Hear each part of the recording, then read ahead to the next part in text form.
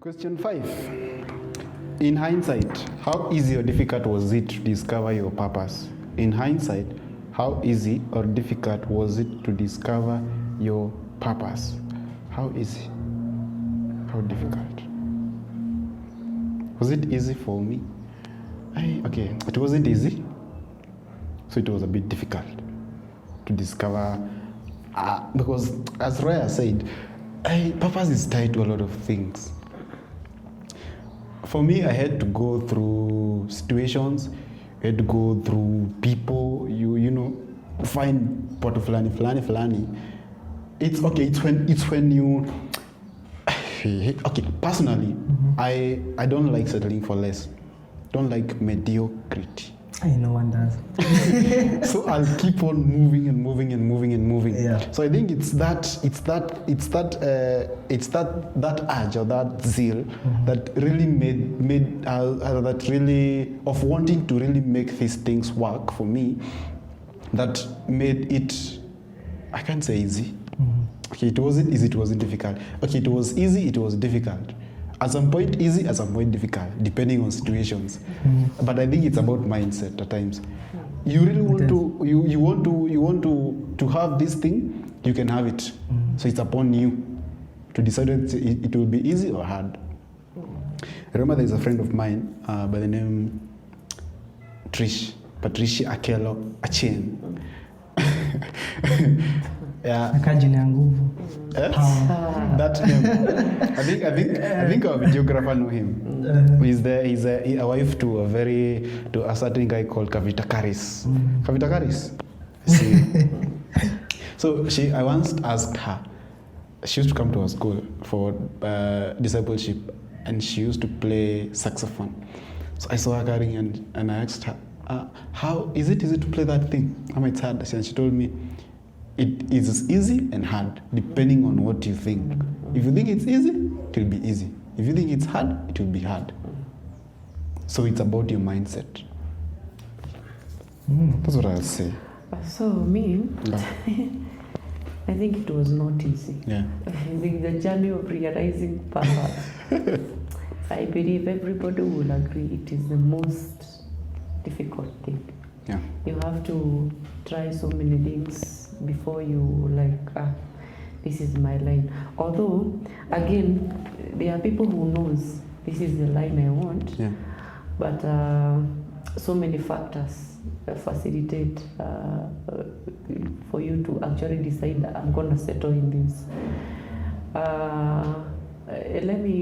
Let me say, before I accepted to be a pastor, it was the hardest thing. And you know, pastor ni ile kwanza tukiwa shule ukiulizwa career, nobody ever said I want to be a pastor. Doctor. And I was among the people who were like, what do you want to be when you grow up? I want to be an engineer. I want to be a doctor. I want to be a pilot. No, hizo. Na hizo vitu ni valid. Kuna watu hufika, kuna watu hawafiki. So mimi, to begin with, my journey of hizo tunazitanga, do I call them red flags? Of course now in the positive way.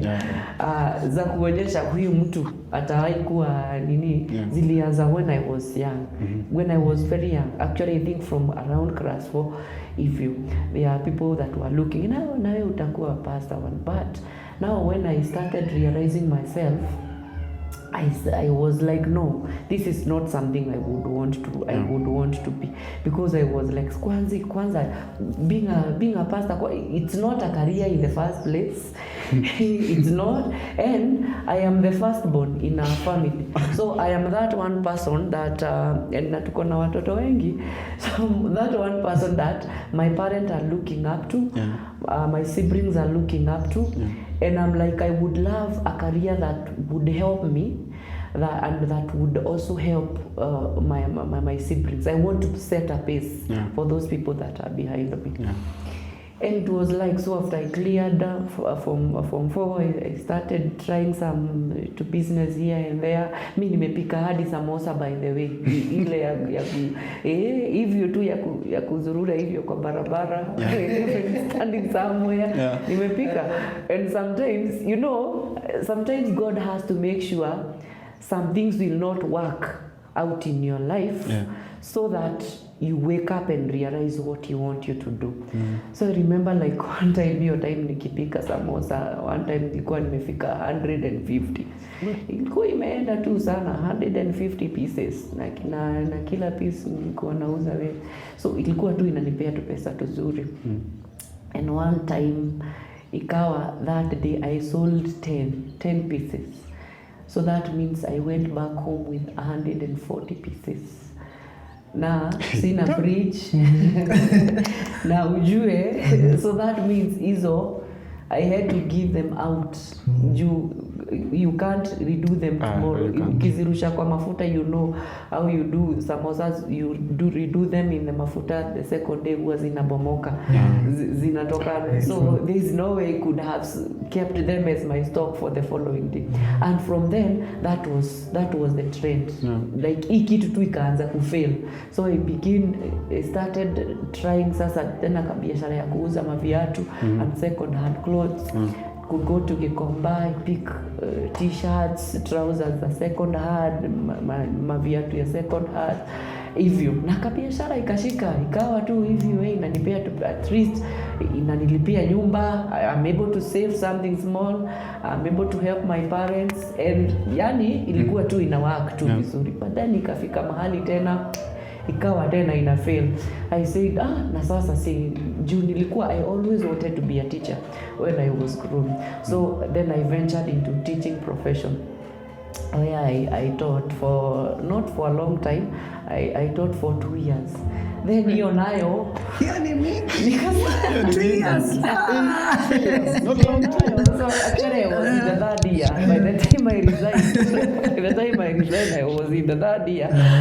And I'm like, so hiyo nayo ikawa nikafika place I'm like ninaamka kwenda hiyo shule. Unajua vile Mungu anakutrigger so that you wake up and realize your purpose. Una feel hakuna mtu amekukosea by the way. Hakuna mtu amekukosea nini, but there comes a time where nothing is working out. Nothing is working out. Ndio uamuke urealize purpose yako. And I remember that time. At that time Mungu bado ananipush. The call is so hard in me, and I can feel this is the path I want to follow. But I am struggling in making decision because of the fear of unknown. As you know, I had never been there, and also there is all those stories I heard about pastors and what have you. So I was like, this is not the thing I want. And at one point, I actually ran away from this community. This is a community from our community. I had to run away from our community and go very far away. In fact, the place I want from my community, from the place I was at that particular time, I had to take about 12 hours to get there. Mbali sana mpaka wa Tanzania. Mbali. That time nilikuwa na run away from the people that knows me, because nikikutana na pasi, bwana, when are you going to school? Nikikutana na wale watu wanaanza kuniita pastor, and I'm like, no, I am not pastor. Kwanza mtu akiniita pastor nilikuwa namchukia. Literally ile I don't want, because it is something I never wanted. And I thought I can run away from God. My friends, let me tell you, mahali nilienda huko, hiyo church nilienda, nikasoma service ya kwanza. I mean Sunday ya kwanza. Sunday ya pili, somebody comes in the church. He is a manager in a Bible school. And he says he has a sponsorship. They want to sponsor 2 people. And he asked the pastor of that church now, to give him 1 person who they can sponsor in that particular. The pastor says, hakuna swali. Ilikuwa Masai, hakuna swali. Tunakupatia hii kijana ilikuja wiki mbili, itakuwa mchungaji hivi, tunakupatia enda somesha yeye akuwe mchungaji. Makosa. For a whole month, makosa. For a whole month, I never attended church service. na ikawa ni hivyo tu, just because I don't want to be around the environment ya watu wananipush kufanya hiyo kitu. Yeah. So in short, I really struggled to accept that the purpose I have in life is to actually be a minister of the gospel and to just heal. Though I do some other things, but the main purpose is that to be a pastor. And eventually, it's a long story. I know God pushed me so hard until one time I traveled. I quitted job without resignation. Kutoka tu. Hivyo tu, I went to the boss and I told no, tomorrow I am going. I am going because I feel nitakufa. Na yeye boss juu alikuwa wachachio yetu pia naye akaniambia hata mimi, if that is what you want to go and do, please go. He actually gave me some money. He actually gave me my salary and added me extra 10,000. Yeah. And He's your boss. He was a good person. Where can we get these bosses? Huyo ndio alikuwa ameokoka. Unaona? Saver. Ninakwambia. And I had to travel from that point back home. Nilifika kwa nyumba, nikaweka bag chini, hata I didn't even take some water. Ni kutoka tu immediately to a Bible school. I had already a Bible school in mind. Nikaenda, I found they were doing interview the following day. So I went, I did the interview, I passed, and just like that, here I am as a pastor, but it was not easy. So it is the hardest thing. But I think the hardest thing comes in when at times it's there. Okay, you can't really see it, and at times it's what you don't like. It's what you're not really attracted to. But anyway, yako ulipanel bichiwa vizuri. Roy, was it easy or hard for you? Before I even answer, by the end of this tunafaa kupea watu ma nicknames. Mimi ni shapia Pastor Nick. Samosa guy. Kuna ingine. Na gani? Mutumba man. Mutumba man is a samosa guy. Mimi wacha niwape tu hiyo lebo ya kunibandika. I've actually sold but I was still in high school. I've sold matunda, like matunda. I used to sell yenye ilikuwa sana ni melon. Hey, unaenda unakatiwa kwa depot, unazungusha bana and all this seti kwenye kuna pesa, but you just want to explore things, you just want to be that independent person. So back to the question, can you okay, in hindsight, how easy or difficult was it to discover your purpose?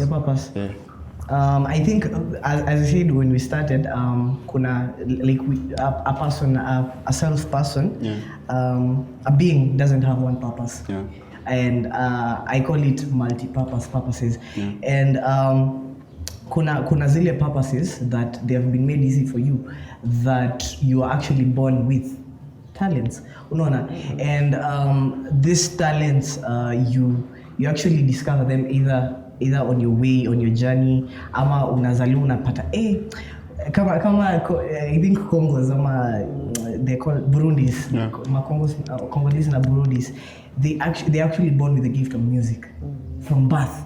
Like I've ever interacted with kids, unapata mtoto mdogo ako class 4, but this kid can play marimba, anacheza guitar, anacheza keyboard, na si hiyo tu ya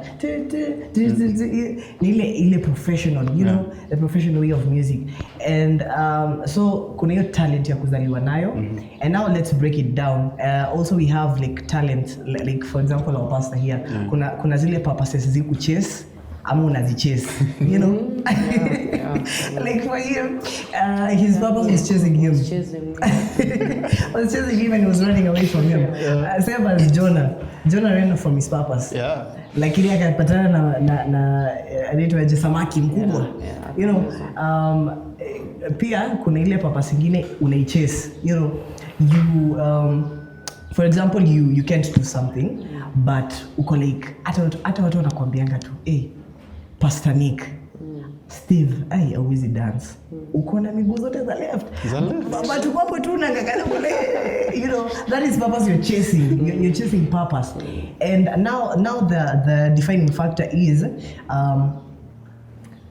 will you trust the process when you're chasing these purposes, either in your chase, chase. Yeah. Will you actually trust the process? Will you actually have time to, you know, actualize like take your time to actually understand this purpose and actually get to kama purpose una chase, you know, you're trying to, for example, dancing. Kama mimi I've tried the dancing. Okay, I don't have 2 left feet. Don't get me wrong. I don't have 2 left feet, but sasa ile ku dance professional TikTok naweza ile maybe ka sound kamekuja uko like you're moving, you're grooving to the sound, but sasa kuna ile ingine kuna msee anaweza dance tu hapo like kijana si utaanguka tu, you'll just faint. Because utavunjika bana. And that is purpose for you, unaona.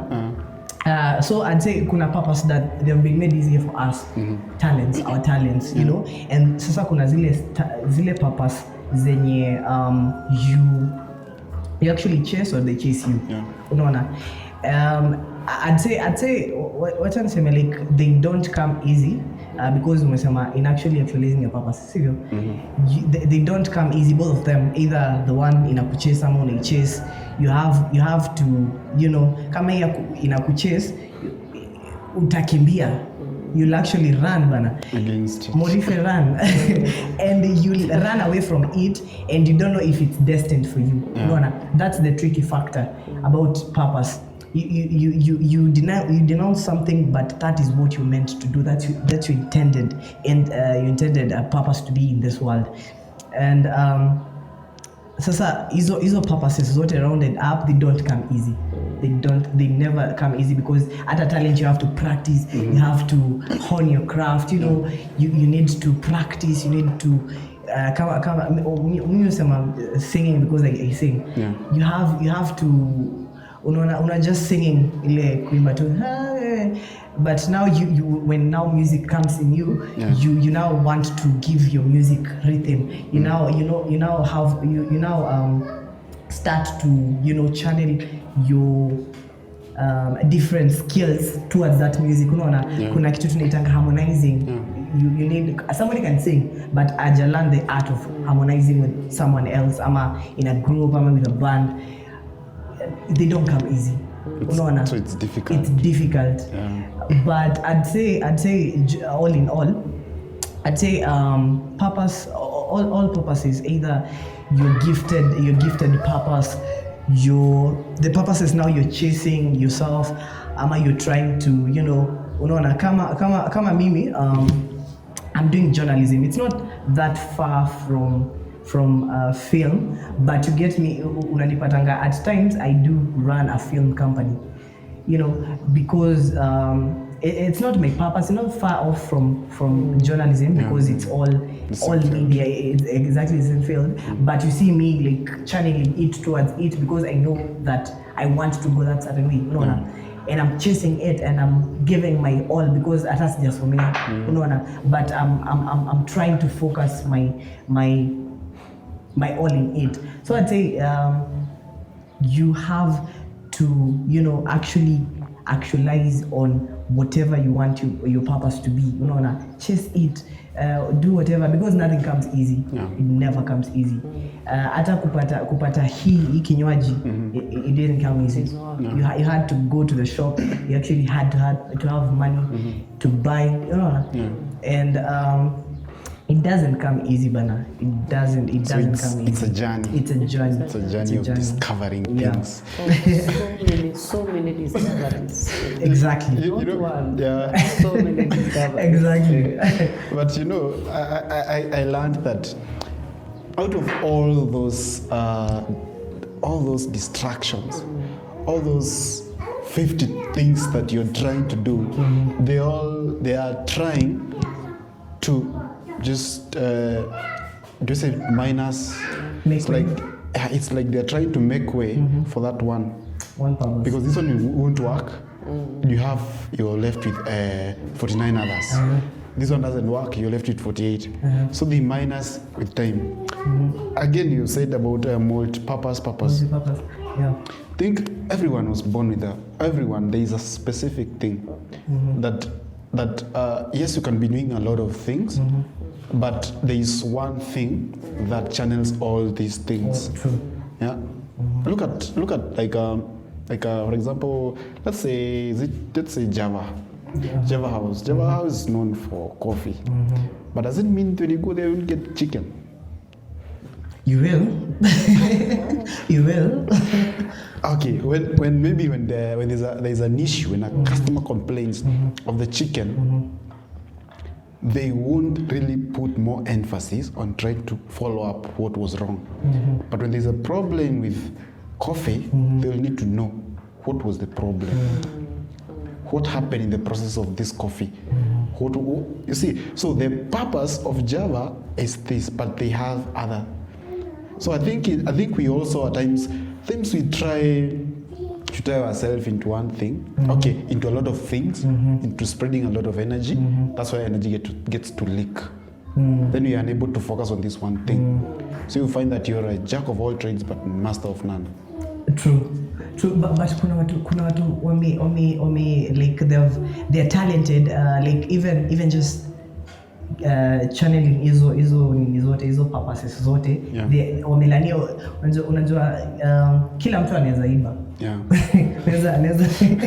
Naweza chukua hii didi but nitoke ndio nayo, unaona. But sijanali ati ya nichukue hiyo simu yake bila kuniona. Now that is talent. Unaona, the same way, lakini msiibe. It was just an example. The same way, kuna watu wamelani hiyo ati ya ku spread their energy towards a lot of things, and they're actually doing it right. For example, let me the first person who comes in mind, Tyler Perry. We all know Tyler Perry. He's a film director. He's a script writer. He does so many things. He's actually aliingia the Billionaires Club, I think 4 years ago, 5 years ago, because now he actually built a city ya kuactia tu movie.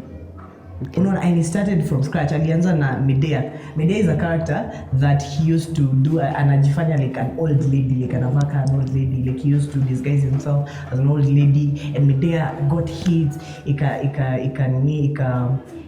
like it sold, it got him fame and everything, unaona. And now he started channeling that one thing, that Medea character that earned him a lot of money. Sasa akaanza kufikiria hata kutengeneza production company, unaona. And he started writing scripts for Netflix, doing movies for Netflix, that is nini, and now he has his own, unaona. So I think kuna watu pia like they as much as unajua kuna mwenye by the time ana channel nini kwa hizo vitu zote, he's exhausted ama she's exhausted, but kuna mtu anaweza fanya hivyo and ako like I'm ready for more.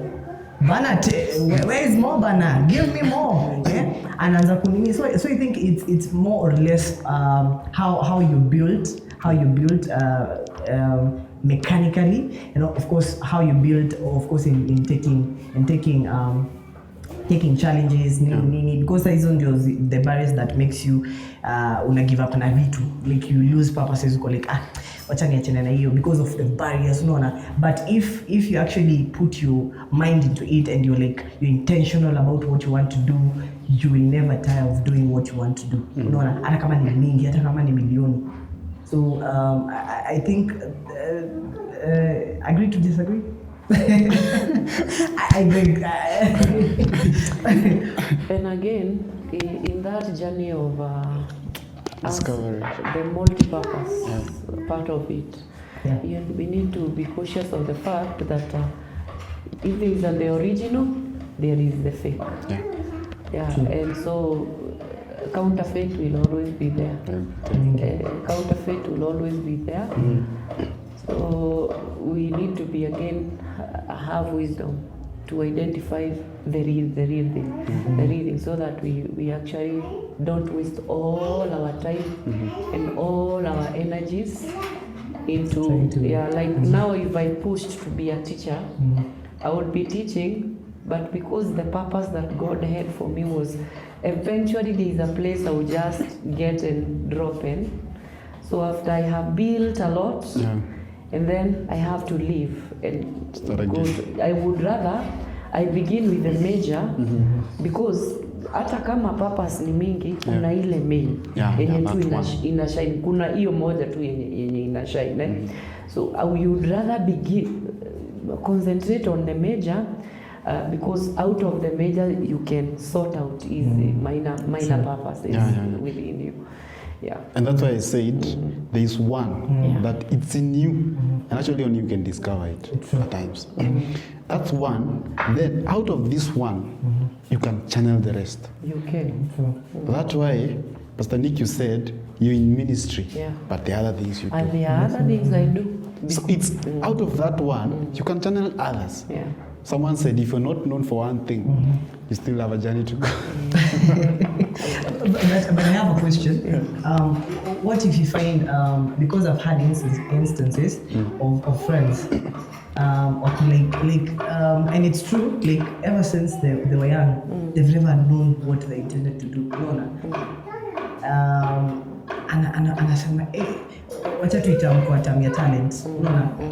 Msiki kuja kwa bola hizi cheza bola, msiki kuja kuimba haizi imba, msiki kuja kwa like other things, doing other things, they are not good at anything. Unaona? And so how do you like actually get to discover your purpose? I think I get your question. It's a very good question, by the way. When you of course because ujaijua but kama mtu hajaijua, how do you actually get to channel to discover that and actually to discover it? It's a huge problem to many people. True. And many die even having not discovered anything, having not done what they were purposed to do. Yeah. I think it depends with people. At times, But I think hakuna mtu ako not good at anything. by something. They still okay, ni venye hawataki. I think it's a personal problem. Yeah. For me, I feel it is a personal problem. And of course, we have a generation that, let's agree, that is so lazy.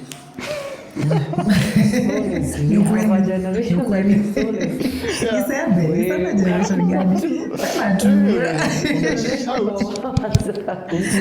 So lazy, like we don't want to come out of our comfort zones. Yeah. So, and maybe fear. Also fear, the fear of unknown. Because let me say this, if you don't try something, you will never know that you are actually good in that. Na kuna watu wanasemanga they are not good at anything and yet they have never tried anything. So I don't know where you get your conclusion that you are not good at anything and you have never. I have seen people like you are saying, some people walikuwa wanasimama church wana dance, tunashika mdomo tu hivi ni wale guy wengine wanaenda huku yeye anaenda huku, watie huyo mtu tu anajiamini. Confidence. So yes. So that means the fact is that person was not good in that particular thing. But they tried. And they believed in themselves. Eventually those people ends up. Kuna mmoja tu mwenye sitaki kutaja hapa tu, dansa mmoja mzuri sana kwa church yetu. Na huyo the time alikuwa mpaka ni kama mwili wake ilikuwa heavy. Unaona wale watu mkiruka nyinyi mko hivi, yeye ako chini, mkiruka ako chini hivi. Just a young man. That's how he started his journey of dancing. Eventually that person built on that thing, even though it wasn't something he was good at. But ali build on it. Aliamua tu kujaribu na akajaribu, and then eventually he was so I had a strength in this. So when you fear, ukifia kujaribu, kwa watu tu wengi, so many people they are there and they are like, I am not good in anything, but they have never tried anything. The way to realize what you are good in is to try as many things as possible. Yeah. As many things as, even, na si ile kitu rahisi. In fact, try the hard ones. Try the hard ones. So it's a personal problem. I think it has something to do with the person. Yeah, but so many people unapatanga like wanajaribu, they like lack and then they try a few things. Wako like they just generalize on something. So I think nilikuwa nimuulize swali juu ya you know yourself, and nitakuonesha hiyo episode your purpose. So you are addressing someone. I was addressing somebody. Maybe you can pick. But in as much as there is that problem, personal problem, but I think the environment you're not so much exposed, again it can bring up to such thing. Yeah. exposure again, it plays a big part. True, very true. But anyway, self-work. Yeah. Purpose. It's your purpose. I think not the community or the environment, but You are. it's your purpose. You must try for means. That's your purpose. You have to tell yourself, my purpose must be. True. That's the only option you have. I think any Reverend Nick, being in leadership of this generation, what steps would you advise the Gen Z to take towards their purpose? Oh, what steps? Number one, you have to know what's your purpose in life. It has to begin at the point of knowing, because you can't achieve what you don't know. What is your reason for existence? In fact, every company, every institution, when they are beginning, the first thing they have to write is their mission and their vision. Yeah. Their mission and their vision. You look at every school, every church, any good company that is working and thriving. Yeah. Before they even thought of putting on the shelves or live and buy plotted, they had to sit down and Structure. So you have to know what is your purpose. Yeah. And of course you will ask me, how do I know? There are these, you can base with your talents, with personal interests. True. Of course, even the environment where you are into, like he gave us an example of, is it Congolese? Yeah, Congolese and Burundis. Yeah, so they know they have a strength in certain stuff. so identify what are some of the strengths within you and around you. I think that's exposure. Yeah, that's exposure. It has to also do with exposure. And at times you don't have to wait for people to expose you. You have to look for that exposure. Yeah, look for it. You have to look for that exposure. Yeah. So I think, in short, identify your purpose and then work toward it. Yeah. Work toward it. Follow the direction. Give an example. There is a few months ago. Okay, I'm this person. I'll see something in a friend. I'll call them out. You either do it or you do it. If you don't do it, There's no leeway. never blame me. So I saw something in someone, although I stopped doing those things. I saw something in someone for some reasons.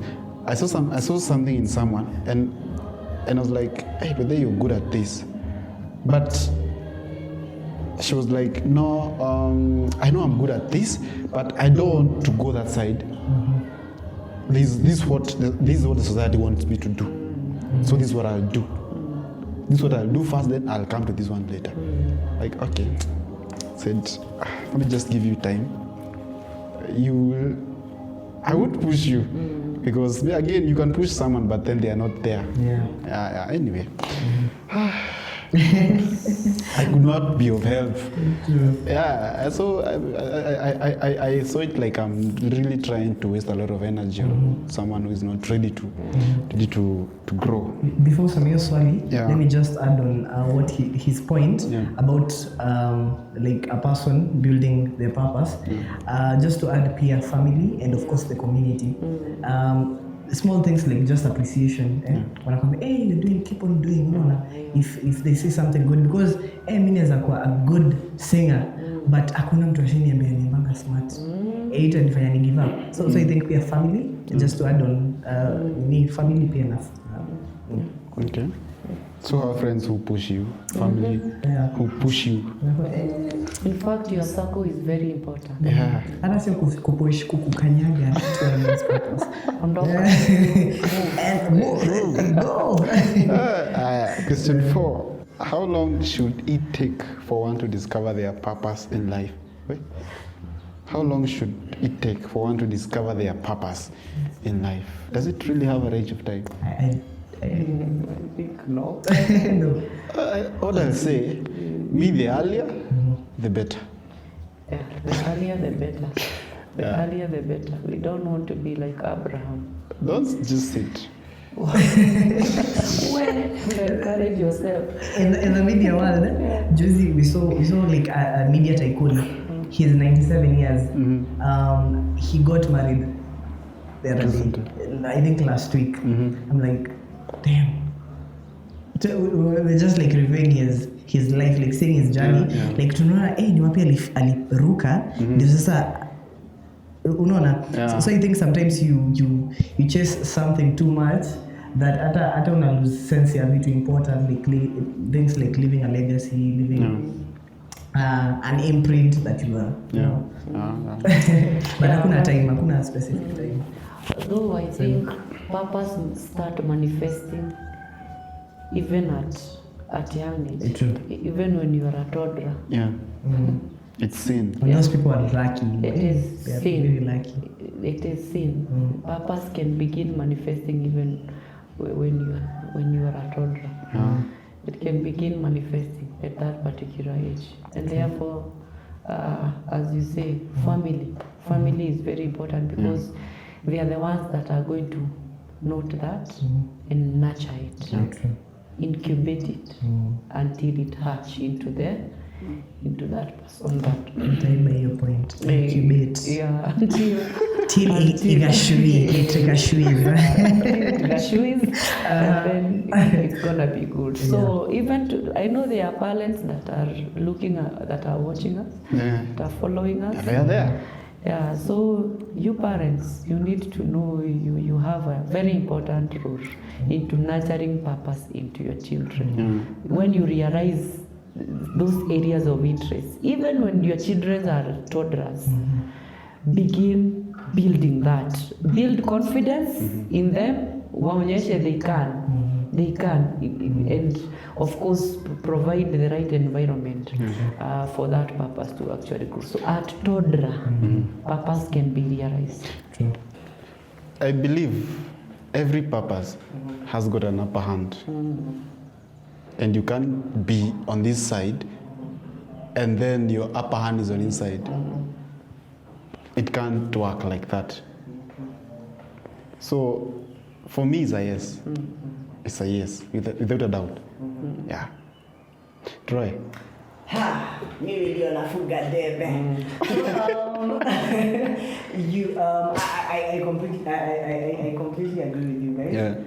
Like your purpose should align with your spiritual beliefs, but sometimes we overlook that because at times remember our purpose means, our purpose set ni yetu peke yetu. Tunakaa hapa, unaona, now you start stretching towards people, reaching to people, manifesting your purpose towards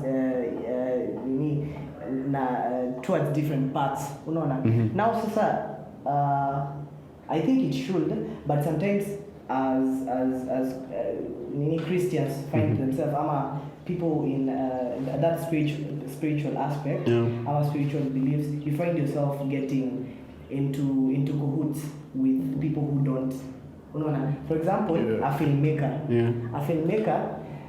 ameshikilia injili and kila Sunday anaendanga church but umeitwa kazi unaambiwa kindly we want you to direct a movie unaona, and probably the movie doesn't align with your spiritual beliefs unaona. You know, spiritual beliefs doesn't only, you know, it goes way beyond, like, you know, spiritual beliefs, it's a way of life now unaona, like it just affects your way of life. So unapata these people now are trying, like they're still leading you, they're still aligning with your purpose, but now you reach a point where you have to choose, you know, uko like, should I not, unaona.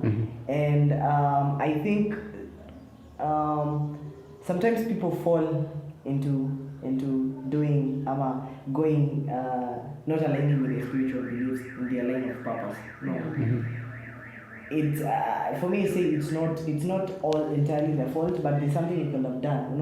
Because like, okay, I cannot do this, but I can allocate somebody who can direct that part.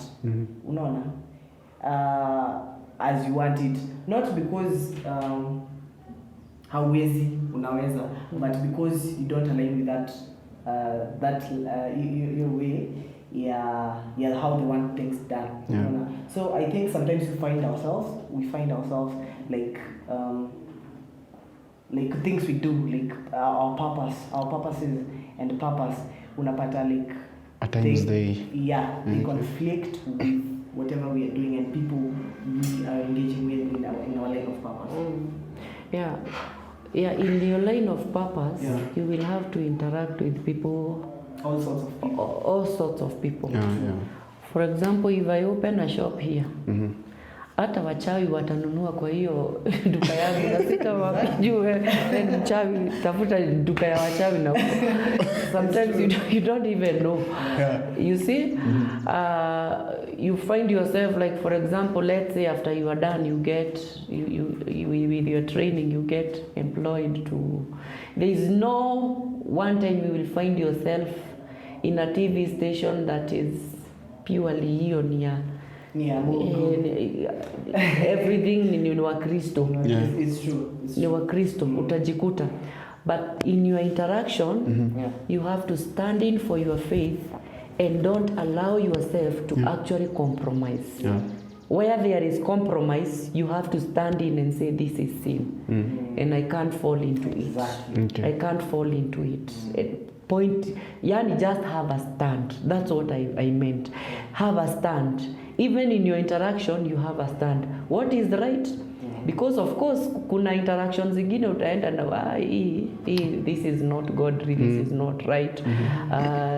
But there are those good interactions, healthy interactions you have with those people who are actually non-Christians.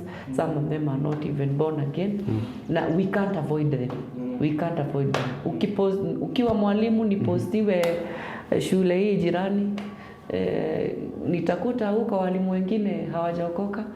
Doesn't mean ati kwamba naingia class ikitoka hivyo mbio, we will have to share meal, we will have to sit down in meetings together, we will have to find ourselves in the same departments. What is connecting us there is work, nothing else. Beyond that, nothing else, just work. And of course, work must be done in the right manner, through the right manner. So guys, we have come to the end of our conversation, and maybe your parting shots. We start maybe from Pastor Nick, and maybe do you have socials where people can get you as well? Maybe they can continue the conversation on your side. Yes, as I began by saying, my name is Nick, and you said about what? Address them. You said about the social. Maybe your handles. Maybe your social. Maybe someone wanna reach for you for whatever advice or. In all my social handles, I am Nicholas Njoroge.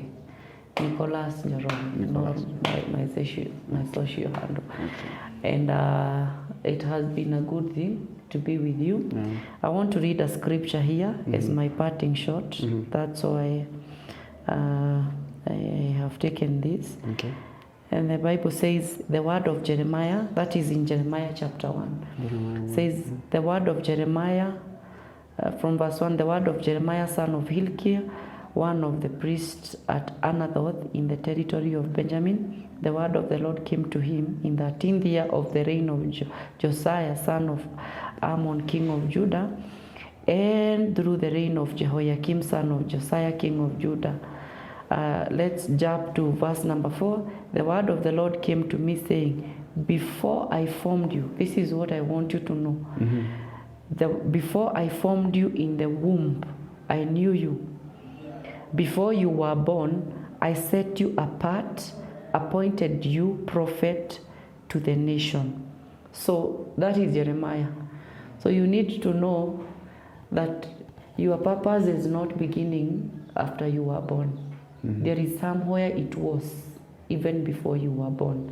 It was in the hands of God. And it is number one person who will lead and guide your purpose is God. So in everything, put your trust in God. He is able, because he knew it. He had it. Even before, for you, you were in the journey of discovering it. But there is the one who had the master plan, who is God. Okay. So follow your purpose, of course, through the grace of God. Okay. God bless you. That's what's up from Pastor Nick. You had it. And you had it. Thank you so much, Pastor Nick. Troy. Base radio is anyway. I saw what you did there. But hi everyone, I'm Troy Njagi, as I said. Unajua nikiambianga watu kwa show na naambianga tupe parting shot huko, nitapeana social media, nitasema kitu important, nitasema kitu ina make sense. Like you're rounding it all up, but we were talking about purpose, and I feel I need to say this: whatever purpose, either multi, either a single purpose, make sure that you actually actualize it.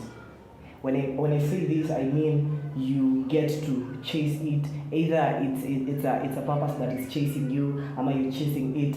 Get to try. You never know.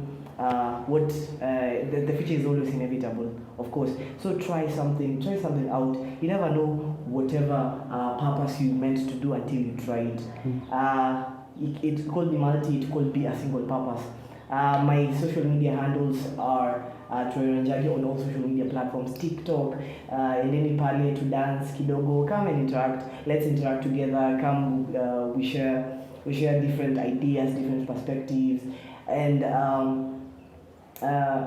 you'll never fall short because me napenda kujibamba, but also let's have healthy interactions, have healthy interactions, of course. Tujibambe, but tujibambe with knowing our purpose, and of course doing what is right and what is intended for us. Thank you. Thank you so much. God bless you. Guys, you heard it. It was about purpose.